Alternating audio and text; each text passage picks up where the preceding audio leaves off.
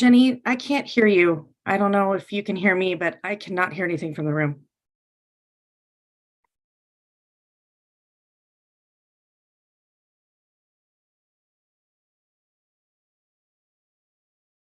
I'm still not hearing anything.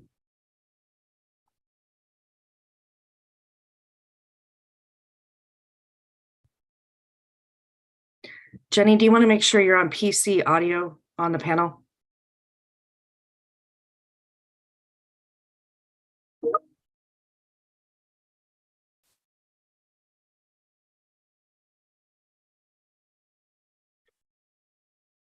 Yeah, I'm still not hearing anything. Make sure your both TVs, both screens are on PC audio as well as overall audio.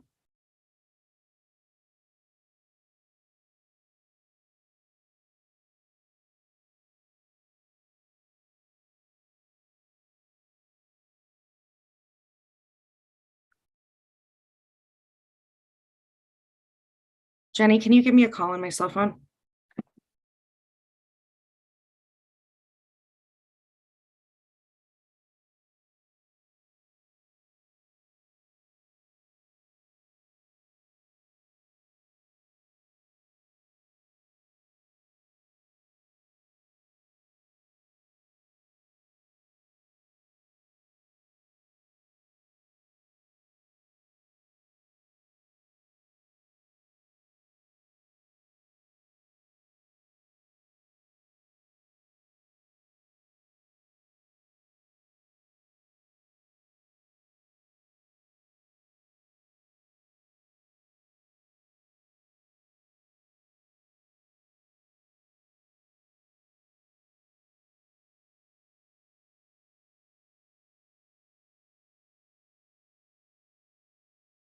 Calling on Russ's phone. Hey, that works. Oh, I can hear you now. I can There we hear you go. now. Whatever you just did. hey, thank you. Yeah, and I just checked it on YouTube. We're live now. Okay. All right, since I couldn't hear, are you ready for me? We are. Awesome. Okay. So I'm let me turn my camera on. I'm Kelly Chellin, the city clerk here at the City of Lake Stevens, and I'm here on behalf of Mayor Gailey to swear in your new planning commissioner, Bruce Morton. So Bruce, if you can raise your right hand, you can stand, that'd be great. And repeat after me, and I'll go as slow as possible here. So I state your name.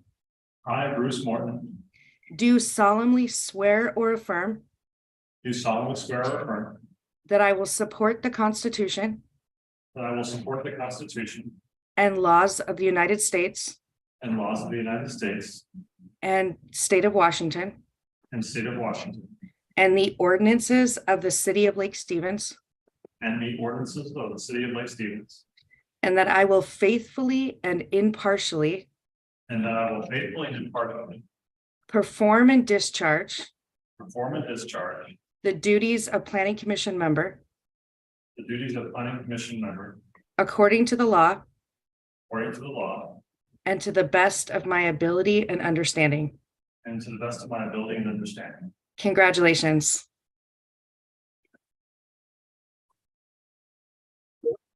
I hope you have a great meeting. Congratulations, Bruce. Okay, and I think with that, now we can call the April 19th meeting of the City of Lake Stevens Planning Commission to order. Let's do the pledge here. Pledge allegiance to the flag of the United States of America, to the republic for which it stands, one nation, under God, indivisible, with liberty and justice for all. Okay, on to item 2 of the agenda tonight. We have the roll call. Looks like we're all here. Welcome, Bruce.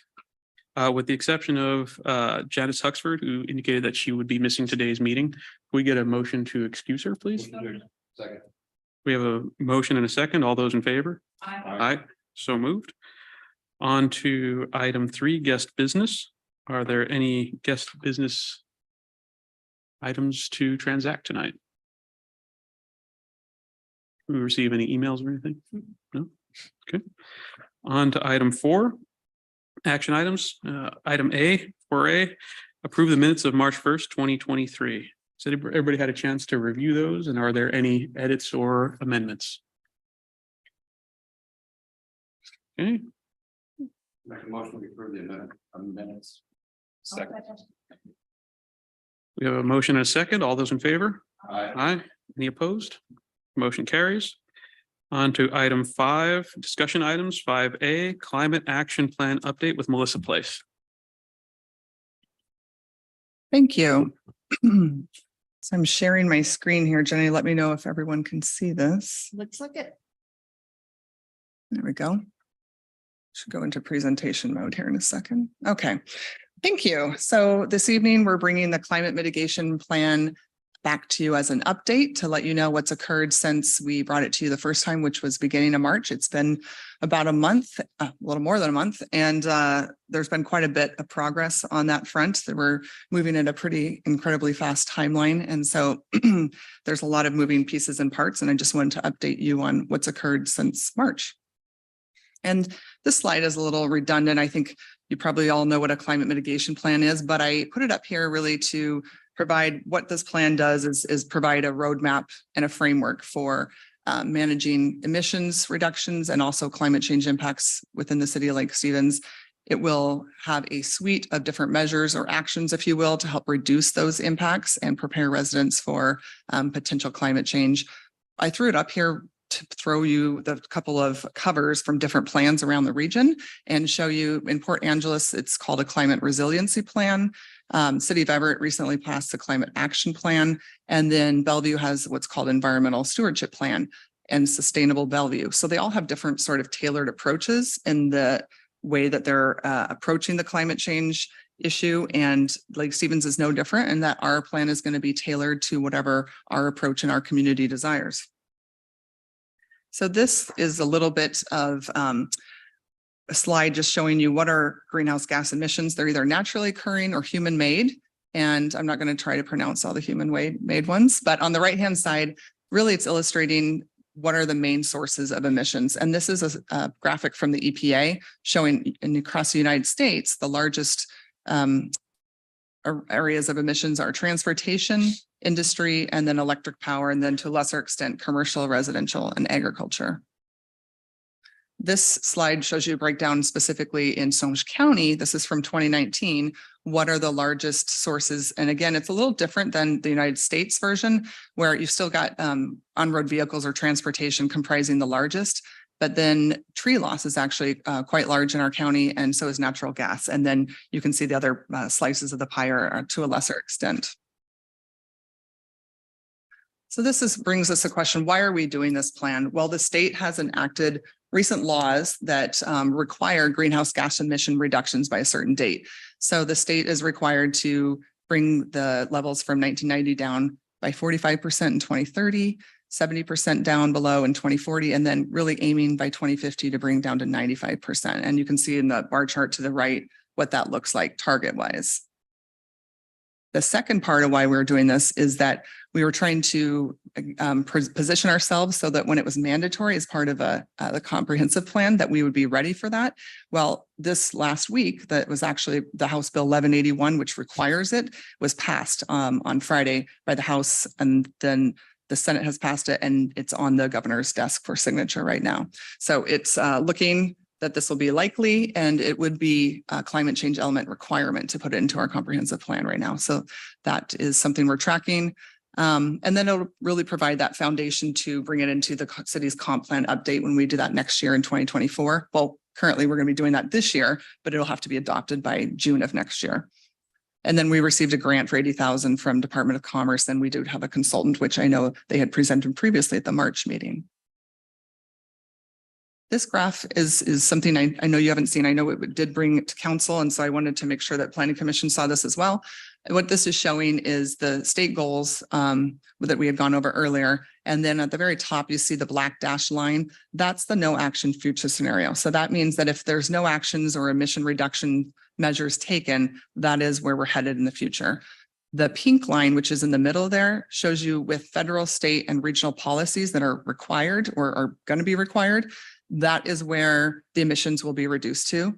And then the red line that's dashed at the bottom, that gap between the pink and the red line is where additional targets of scenarios that local jurisdictions can make up. So our plan is intended to try to cover that gray gap, if you will, between the pink and the red line, and what kind of targets we can meet and what kind of reduction measures we can take to sort of reduce our emissions by that.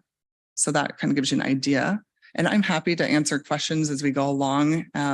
So please stop me if you have anything, but also we can wait to the end, whatever commission desires. So Snohomish County's approach is to meet the targets for the Puget Sound Clean Air Agency, which is a little bit different than the state targets. So their levels are 50% below 2030, 80% below 1990 by 2050. And so this is actually, if we talk about regional planning, the Puget Regional Sound Council Vision 2050 climate change goal is the Clean Air Agency targets. The state's goals are what I had shown before, are just a little bit different. So Snohomish County, I just had contacted the other day because they have previous goals that were just for municipal operations. And in contacting the other day, their plan in terms of incorporating it into their update is to take this air agency goals. And so when we're talking about targets that the city of Lake Stevens would want to either adopt or not adopt, what do we want to align with? Do we want to align with the state ones? Do we want to align with the county? What are we looking at? And these policies, or that where the county is headed, is really also in the multi-county planning policies and in the county-wide planning policies, which are also documents that are governed by different, they're governed by different jurisdictions within Snohomish County. So those are really important policies that the county looks at and the city is also part of. Project timeline.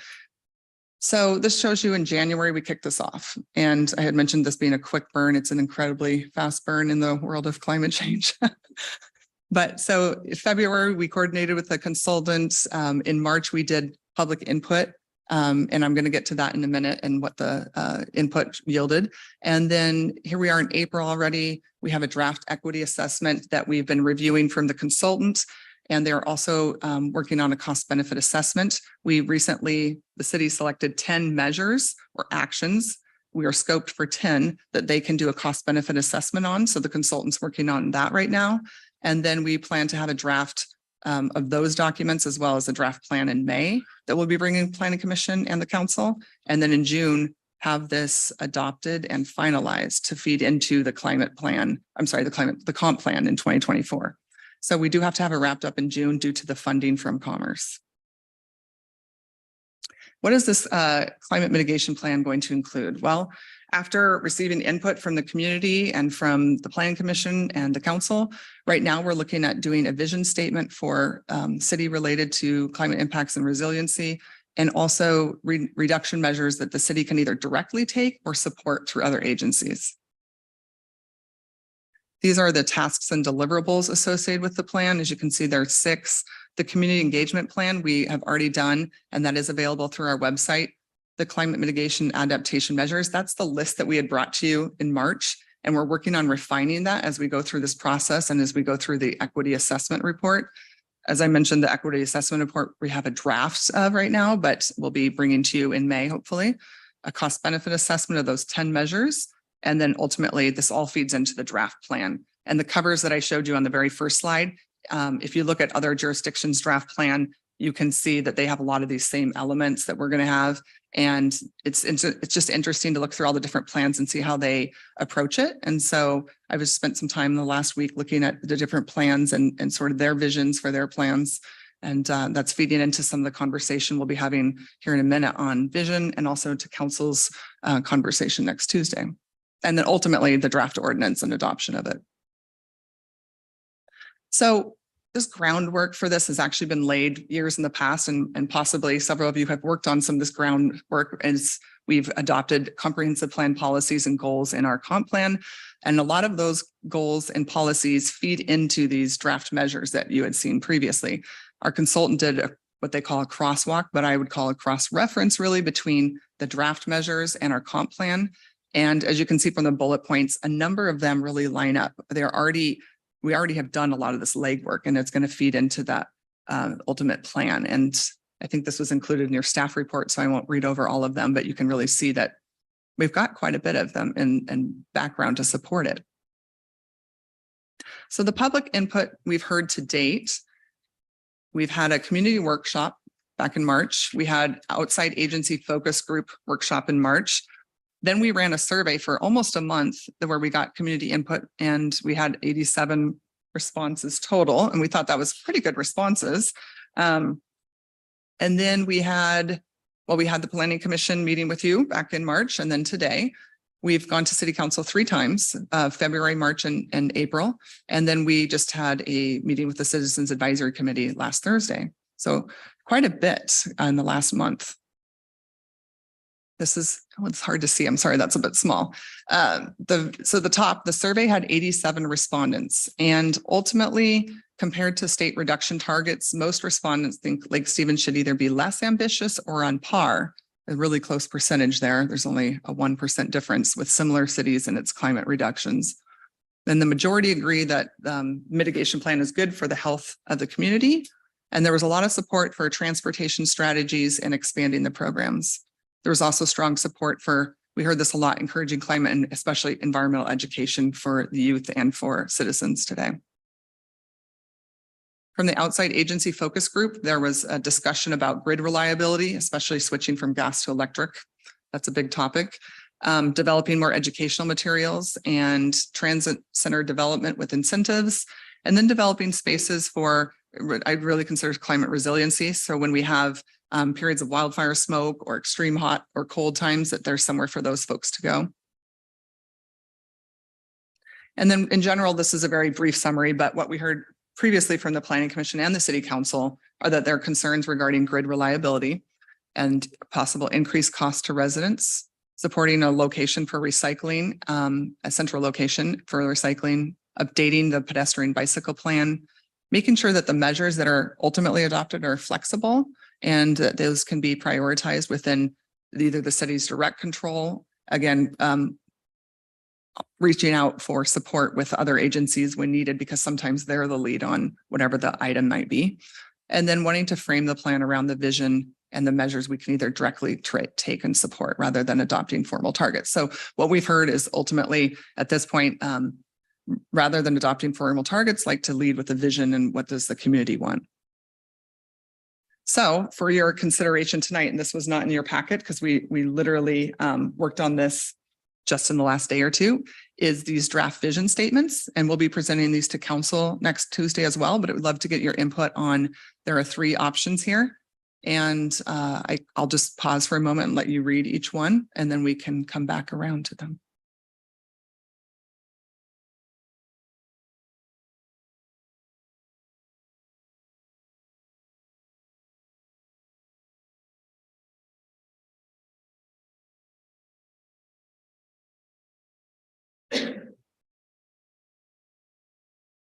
I'll go to option 2 if everyone's ready. If not, let me know.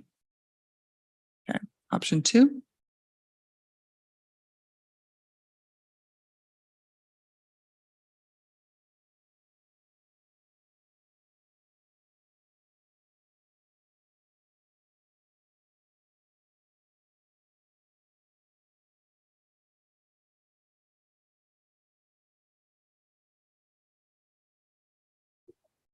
Yeah, absolutely.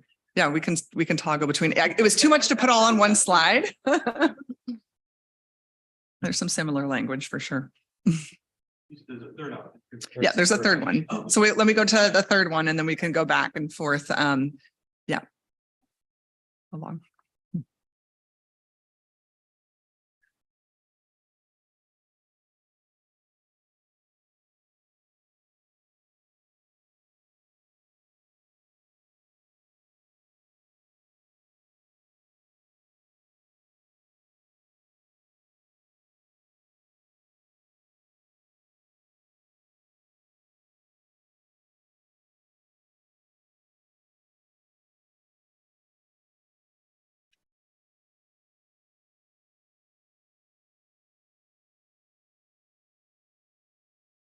So has everyone had a chance to read all three then? Okay, I just don't want to rush.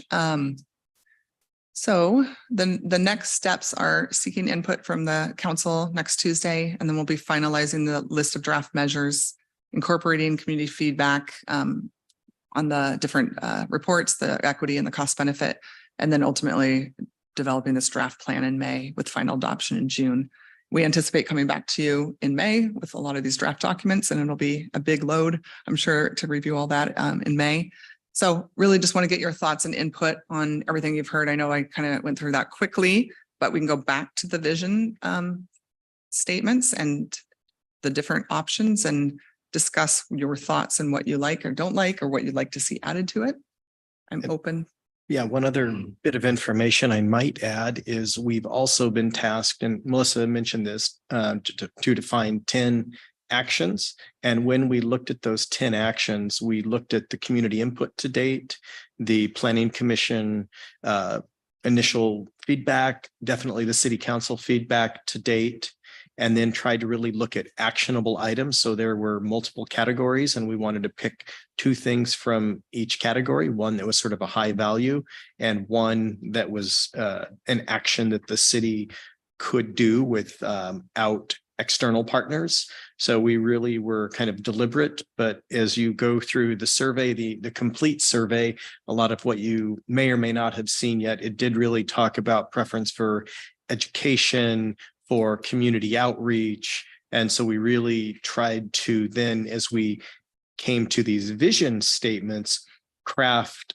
some alternate visions that incorporated the actions we're looking at, the feedback we've received through the community survey to really make them tangible. But from the council, the big focus has been, what can we actually enact, as one community in the greater Puget Sound? How can we impact this really, really large issue? And so we've really been trying to then, as staff, bring back some recommendations on, here are small changes that we can initiate very easily. And they, again, in all of these statements, you'll see that we want to work in concert with the efforts of state regional bodies. So any actions we take will do that, but we also recognize we don't have a strong community transit system. We can work towards that, but we can't control that outcome. We can't control the energy grid, but we can use energy wisely as an agency. And so anyway, that's been sort of our perspective of we've crafted these to recognize there's a larger issue that we're all part of, but we're also one piece of that. And what can we effectively take on as a community and an agency to set a tone for the rest of the community? I just had one quick question on that. It's good to hear that we're setting goals that are realistic and actionable and reasonably affordable. But the overall arching goal, that 95% reduction, that's a high bar. What happens if we land at like 90%?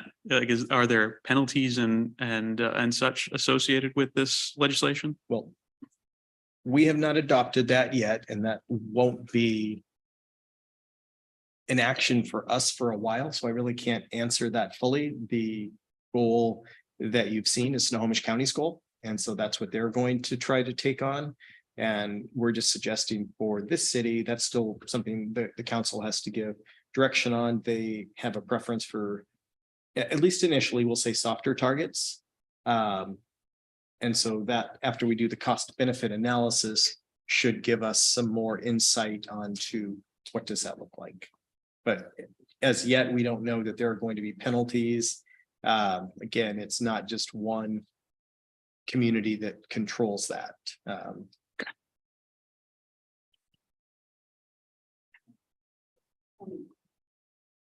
I had a couple of thoughts as you were going over. Great work, by the way. The first one was it was so good to see the feedback from the community infrastructure and utility partners.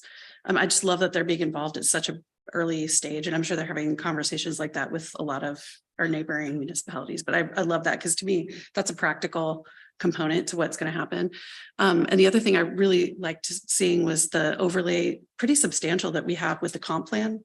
And so it's reassuring, I think, for people who are maybe, this is the first blush that they're in our community, maybe hopefully are going to view this, to see how in alignment a lot of this is with the work we have already done and our goals for our community. So it's not a dramatic shift. It seems to have a lot of symmetry with what we've already done. And then I wanted to weigh in favor of the second visions statement. I thought it was really clear and concise, and that was they're all great, but can't always say they're all great, but they're all great. But that, number 2 was my favorite.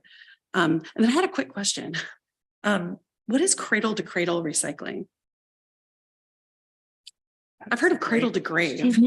But You know, It's reuse of products. So it's a continual life cycle of the recycled product. So oh, you gotcha. have recycled bottles that become recycled benches that get, so. Got it. Okay. it's a great question. And thank you, Russ. Like, I know entirely. I was picturing like so. a baby handing another baby, like I'm done. No, that's great. But yeah, this is, I really enjoyed reading the materials and your presentation. Thank Good, I you. appreciate that. Other input, thoughts on especially anything you've heard or the draft vision statements? Well, I do have an opinion about that, but first, the environmentals. Well, the names of the other cities used for their plans.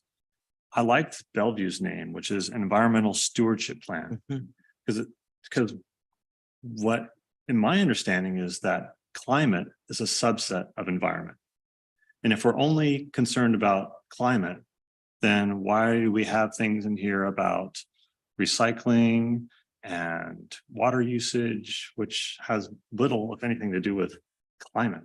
So I know this is a big ask, but I would say, let's change the name to Environmental Stewardship Plan. I don't have any problem with copying what Bellevue does.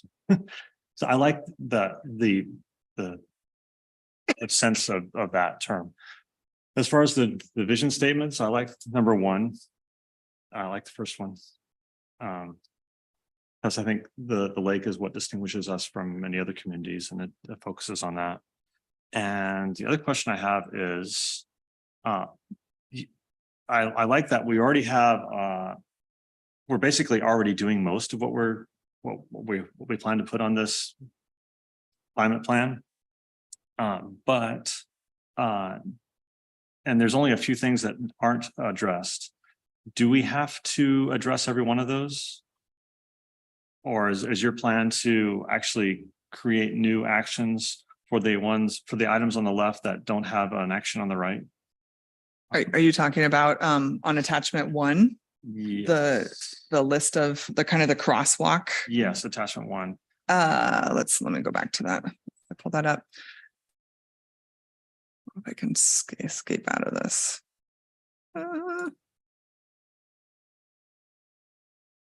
Like utility infrastructure resilience on page 7. Yes. And many others, well, a few others. Like, do we have to address every one of those? Or can we say we're already addressing all this and then call it good? Or are we going to pick the ones that aren't being addressed and choose which ones we think are important? Or what was? So it's my understanding right now, Russ, correct me if you know me differently, but I think if the action's there and we don't have a corresponding comp plan policy, it's still an action the city is considering in this list of measures as part of the plan.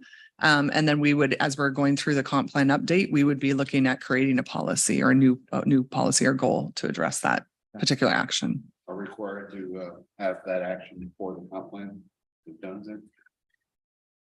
So I don't think so. the 2024 comp plan will not have the mandatory inclusion of this. So that's where we're in this uncertain phase. We known that this is coming. It's been in the last few legislative sessions, and we had the ability to sort of get ahead of it. So that's why we have taken this project on. Probably around 2027, somewhere in there, we'll have to fully integrate. But since we already have a lot of these policies implemented, it's not going to be a big stretch for us next year to try and make up the delta and just be prepared. But there will be additional analysis over the next few years that will be required for the actual hard targets, what's called the gap analysis of the actual emissions or the wedge analysis, excuse me, coming out of this community and what are our specific impacts. So there is more work to be done, but I would say as we go into 2024, if we can integrate them easily or adjust the goals and policies that we have to meet sort of the new parameters, I would suggest we do that. But a fully actionable plan will still be a few years out. What's a resilience hub? I think that is, it goes back to sort of what I talked about in the, earlier in the presentation about an area or a building where folks can go for, if there's flooding, if there's extreme heat, if it's a really cold, freezing day, winter. My understanding that's, like this an emergency shelter. Yeah, thank you. Type facility, yes. Yep, that's exactly it. Whether we use a school building or, yeah. Great question. Yeah. My understanding, and I heard this a while ago, so it may not be the case, but is that the new food bank is prepped to be like a FEMA site in the event of a major disaster? There has been discussion about that. I don't know the answer to that, if it's been designated or they've gone Oh, okay. that route. We can look into it and find out. I don't know if our building official would she know? I don't know. Probably not, but we can. That's a good question. I haven't asked that. Okay. Other thoughts, questions? Yeah, so just to throw my support behind the second option, I just like the fact that it gives concrete, if you actually switch over to the Yeah. quick. Sorry, hold on. Uh, Go back. yeah, it's just it addresses the importance of implementing trails. It was trails and multi-use paths, recycling. The idea of easily accessible businesses, parks, and trails. That's the part that really jumped out to me. As a the young family, I really look forward to Lake Stevens having that connection within the city, multimodal pathways, biking, walking to get to the grocery store. Those are things that really aren't much of a very practical right now. But those investments, along with just some general education, would go a long way. Okay, thank you for that. Appreciate that. I actually like all three options. I like all three of them. So I'm actually okay with option 1, 2, or 3, depending upon what the group wants to do. Because they all have their pros and their cons, but I like all three. So if everybody wants 1, or if everybody wants 2, or if everybody wants 3, I'm totally down with that. Commissioner Welch, did you have a favorite? Well, I really don't care about the vision statements. That's like an advanced person thing. They love those things. I don't care about. I'm an action guy. I don't care about vision statements. Fair enough. What do you all think about that? Got advanced degrees. I think I think for my 2 cents, I just like, what do you want me to fix? I don't need to see the vision. I appreciate the candor. What do you all think about changing the name of it to an environmental? Let's stewardship? come back to that one. Okay, thanks. So I think I prefer option number 2, but I'd like to make sure that those 10 items that we select are well reflected in the specific areas that we address here. So, hopefully one of those 10 items is trails or transport that involves trails. And so the 10 points that we're looking into, those low hanging fruit, those easy things to accomplish, are things that we address in the vision statement itself. You go to 3. I absolutely can. Yeah, that's a really good point. Thank you. So 3, I will say, was sort of staff's favorite, but because it's doing just kind of what you said, it teases out the highlights of some of the actions that we're considering, so.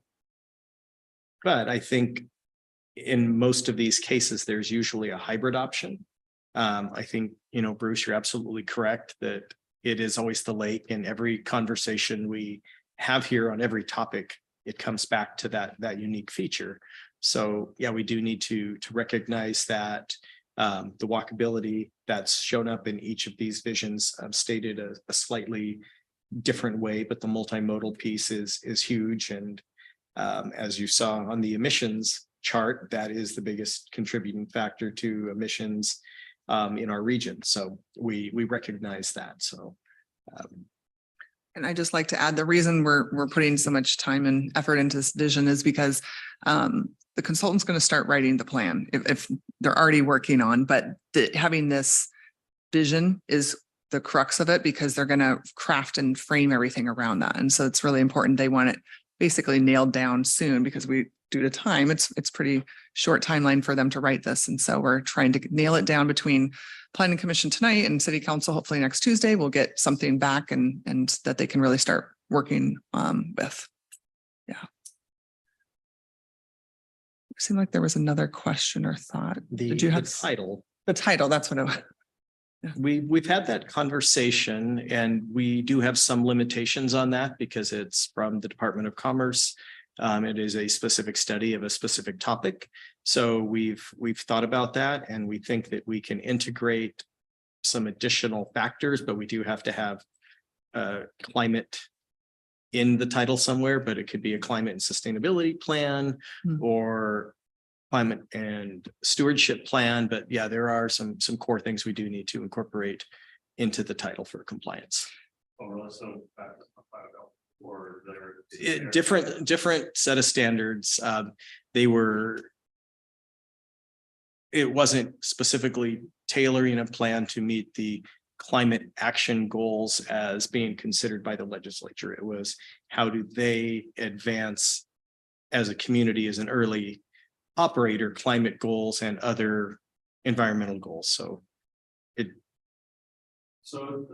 the state's mandating, is the state mandate strictly for climate and not the environment? Well, there are already mandates for environmental stewardship. It is the new rules would govern all sorts of topics in our comp plan. So it's not just an element, it is, as it currently is, integrated into every element. What decisions are we making with our transportation, with our housing choices, with our protection of natural resources that may have impacts on the larger system? The word environment appears in all three vision statements. Yep. The word climate appears. That's very key point. I'm glad you brought that up. That's something to notice and appreciate that. I don't think we caught that. So no, we've talked about emissions and targets, and yeah, you're correct. Any other thoughts on this topic, or is there anything that staff needs from planning commission on this? Just really wanted input on the vision, and then questions or any input you had just in general on the process and what the staff report had mentioned about what's happened since March 1st to now. If you had any questions about that, you obviously had the copy of the survey, and that was really the raw results, which I know it's probably going to be summarized in a nice little package for the report. But that was kind of interesting to look at all of the comments from the community, and nothing else other than the vision. And just to let you know, the next step is really the draft plan, and then that will we'll want your input on that and the cost benefit assessment, the equity report when those are out, which will all come to you in May. And I don't know that we'll have the draft documents by the first meeting in May, so it's probably going to look like the second meeting in May that would come back to you. Yeah, it looked a totally different section in the plan there. Well, actually, I should not. Are these going to reference the already, like, 33 and 48? So they're just going to reference each other then, or? I see it as still being, for the time being, integrated into the individual chapters. We're just looking at different goals and policies through, we'll say, a climate resiliency or environmental lens. So yeah, it'll be incorporated into the system. An actual state. This is how it's gonna be laid out requirement. yet. Not yet. That will be coming. Commerce will have that guidance over the next couple of years. Yeah. Yeah, Commerce has released a draft guidance document just, I guess it was a couple of weeks ago, that they're looking for comment from jurisdictions on. And it's really meant to model what this is going to look like in comprehensive plans, but it's so new. Timing wise, they're going to keep working on it as this process rolls out through the legislature. Yeah, great questions. Yeah, definitely look forward to seeing what those 10 items are. I think that's gonna really kind of open up, the opinion of this, and we might need to revisit the vision statement based on what those 10 things are. But I think knowing what those 10 is going to be a real key point. Why don't you just sort of run through that, because realistically, You kind of know. because we're so compressed on our timeline, Mhm. you've seen all of the evolving pieces. The next thing you will see is going to be a fairly developed plan that integrates all of these, sort of initial pieces we've been working towards. Give me just a second, I'll pull it up. So would that be? We are providing that to City Council on Tuesday. We did not have that in your packet because we hadn't selected yet at the time that we crafted this last week. It's just continually a work in progress. So let me see if I can share this real quick. Stop sharing that. And share this. And so the process for finding these actions, our consultant made some recommendations. We tallied staff that would be affected. And then obviously the other inputs that we had talked about, the community survey and what we'd heard from council to make some of these selections across different categories. This is basically it's all the actions from the list before, and it's a draft, and it where the highlighting is are the 10 actions we've selected. And I could condense it and cut out the others, but at least it shows you sort of then that draft list. So the very first one is this energy efficient one. So this is one we can directly control or affect as city owned facilities. We can purchase and install more energy efficient appliances. And if you want, I can just scroll down through them and you can stop me, or I can That'd be wait. great. Okay. So there's that is the first one. Let me see if I can just grab it. The second one is this electrifying city facilities. Again, another one that we can directly affect as a city. Those are, so I think Russ mentioned this, but we chose 2 out of each focus category. So that first group is buildings and energy. And then as we move to transportation, there's another 2 that we chose. The first one from transportation is pedestrian bicycle plan. Going back to, we kept hearing from the survey and from the commission and from council how important that is. Question about when it comes to the appliances and more energy efficient, heating and cooling. Say for example, when they're thinking of it as like credits, you get a credit for more efficient systems put in place, but does it keep in mind the way that the state considers it? The cost to, like, you've got a system that works currently, maybe not as efficiently, but we're going to replace it with a new system, and the carbon emissions that go into the production of that, is that part of the way that the state considers our overall progression towards meeting these certain parameters? That will come out of our cost benefit analysis to tell us Okay, what the bang for the buck is. gotcha. Because I'm just thinking, if there's a system, Yeah. an HVAC system that's 6 years old, it has 20 years of life, Mhm. to replace it with a new heat pump, an inverter, whatever it might be. How the state weighs, basically tossing that into the landfill. And more as an agency, what we've talked about, at least with Public Works, if the light ballasts went out in here, instead of putting in, the halogen light again or whatever, you would put an LED Right. in place of it. So it's Okay. swapping it out as it makes sense has been kind of at least our approach. But yeah, we'll have to work through the process. Do you know if, that same idea about, improving through attrition essentially as the old systems need to be replaced? Have you heard any talk about, supporting at the consumer level, for homeowners or businesses that might be needing to replace their systems just because they've actually aged out? And whether, I know PV sometimes offers Mhm. discounts on light bulbs or other. And is that- council had that discussion and they're a little bit nervous about the implications for private businesses and homes at this point. And again, as we're trying to focus on actions, that's sort of the PUD side of the coin, Mhm. where they control the power grid. It's not a city utility. And so we have little effect. We are obligated to pass the energy code as part of the International Building Code, which has those requirements in it for new construction, but we, as a city, haven't talked about yet a subsidy package that the city would I was put thinking into more like- play for, Yeah, the utility level or state, Yeah. federal. but I know they have all sorts of programs they. Yeah. I just at home recently just got a flyer in the mail for like a stove, so a fireplace if you have a wood burning, and then they having incentives or subsidies for gas burning to changing that to gas. So like something like that. That's what you're, yeah. I know there's a federal credit for in this coming, with this current tax year for installing. Heat pump instead of a furnace or an air conditioner. Yeah, going solar and that kind of thing. Yeah, should I keep going through them? Please. Would you- Okay. So the pedestrian bicycle plan, and then ooh, we get lost in here sometimes with these It's fast. spreadsheets. I know, I didn't mean to.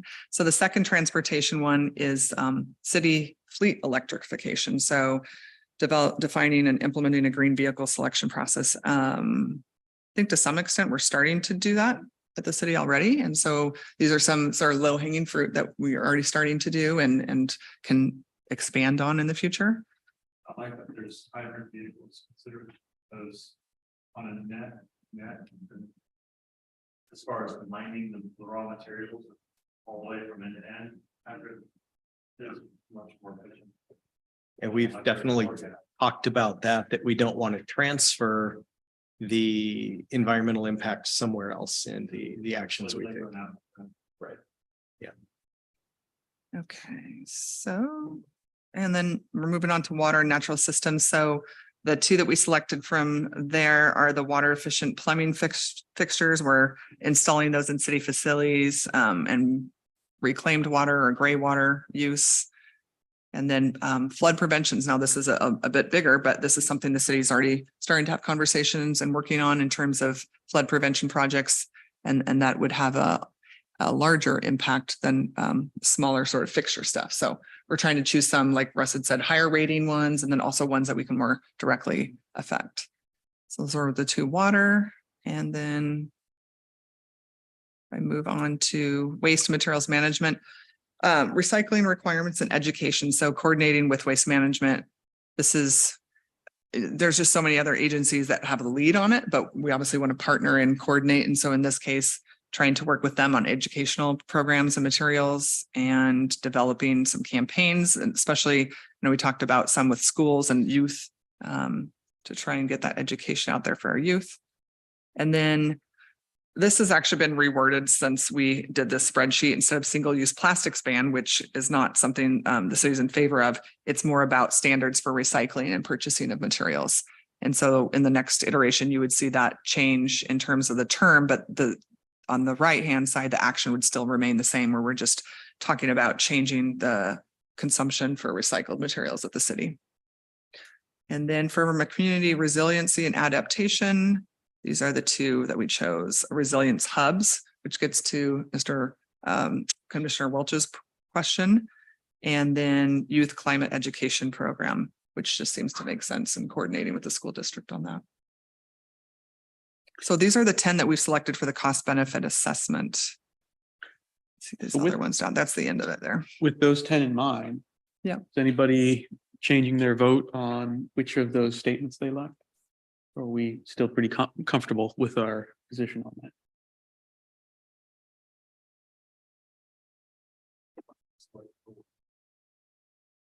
Yeah, I'm still a 2 fan. And that was the split, we heard from this group, so we'll see what the city council kind of thinks. And like I say, my guess is it's a hybrid of some of those different elements. Our primary environmental stewardship in this city is the lake itself, because if the lake dies, the city dies.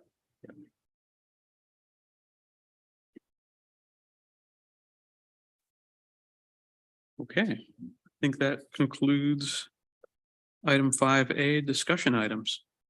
And with that, we'll go on to commissioner report. We'll start with Commissioner Holt. Any report? Commissioner Morton. Commissioner Welch.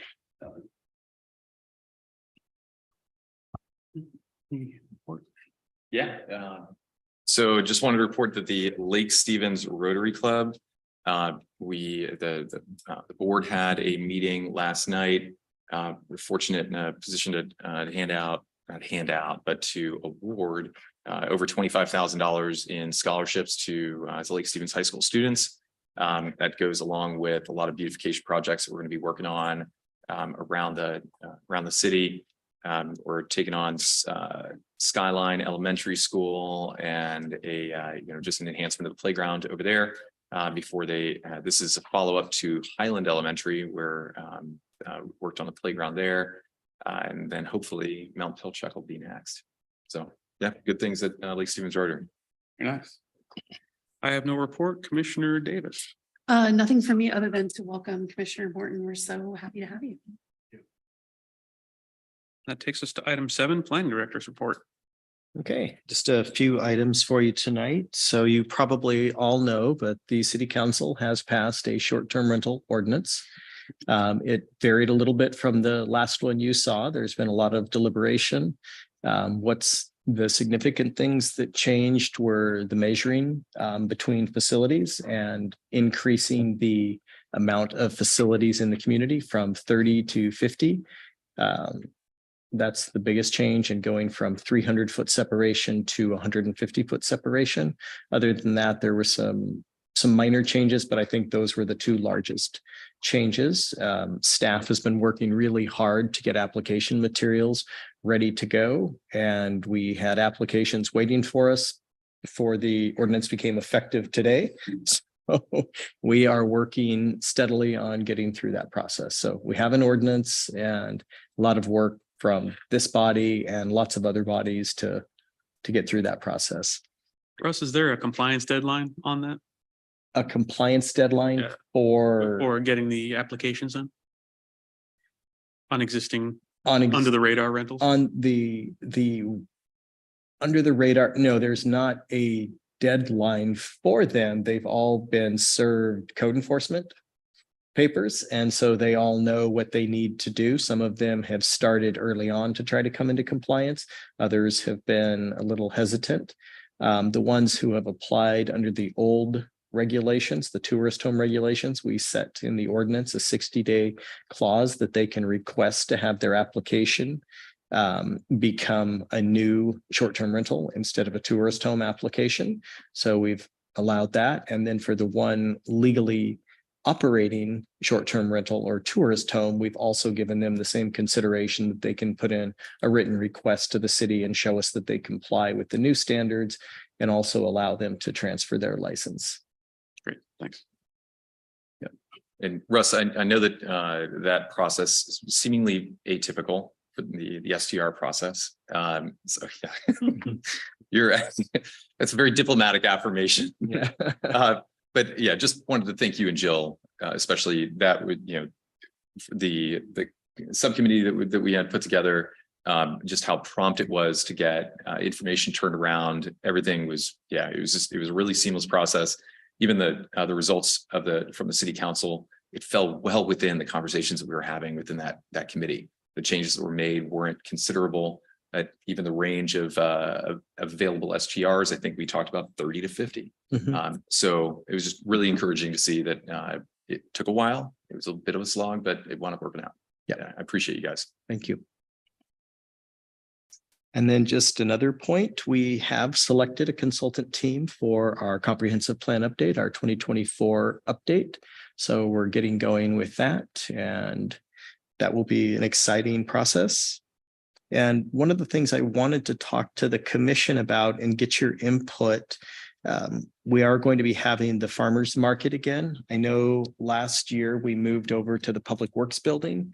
I think that as far as being a great venue, I don't think that that was ultimately a great venue for this group. We made it work, and we can do that again. But I wanted to throw out, what would the commission think about changing your meeting night to Mondays through the summer look like? And would there be opposition to that?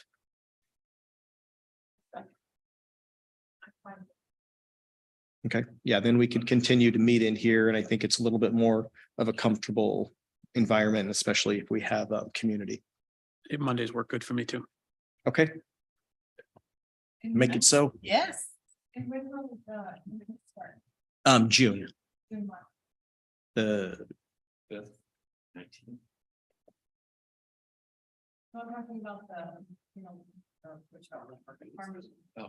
Starts in June. June 7th.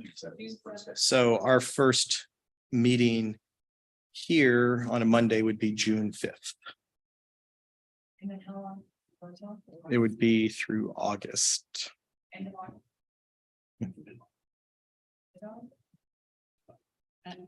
think, So we would have a meeting on July the 10th as well, so June 5th, July 10th. Unless we're doing. Looks like the 5th, the 3rd. Okay, so the day before the 4th. Yeah, and we can talk about that. Historically, the commission's asked to cancel that, so we can talk about that right now if there's a preference, and then hit the 17th. Get away. From the fireworks. That's funny. I go towards them. Okay, let's do that. Let's cancel July 3rd.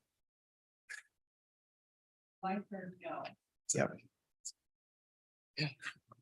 And we'll see how we keep going on our long-range work program with all of these extra plans we're working on. This year has been a little bit different for the commission, probably, I won't say more meaty topics, but different topics than you've had in front of you. So we still have our housing action plan, our industrial center plan to complete, hope to wrap those up mid-year, well, probably into the fall, and then you'll have yours wrapped up. June. So, So it's August 3rd. Okay, so just to Yeah. confirm, it would be June 5th and July 17th, August 7th, and on the 21st. No. No? August 3rd. so we'll have June 5th. And then if needed, June 19th. July 17th. Or just our city offices open on Juneteenth. That's the. We are working on that right now, and I don't know what we're doing with Okay. that. And then August 7th and August 10th. August 7th, and yes, August 21st is a potential. And then in September, which would be the 6th, we should probably be back in here unless the market is extended. Okay, great, thank you. Okay. And I think with the conclusion of your report, that brings us to item 8 on the agenda, adjournment. Do I hear a motion? Motion. All in favor? So moved. We are adjourned. 7:01. Efficient.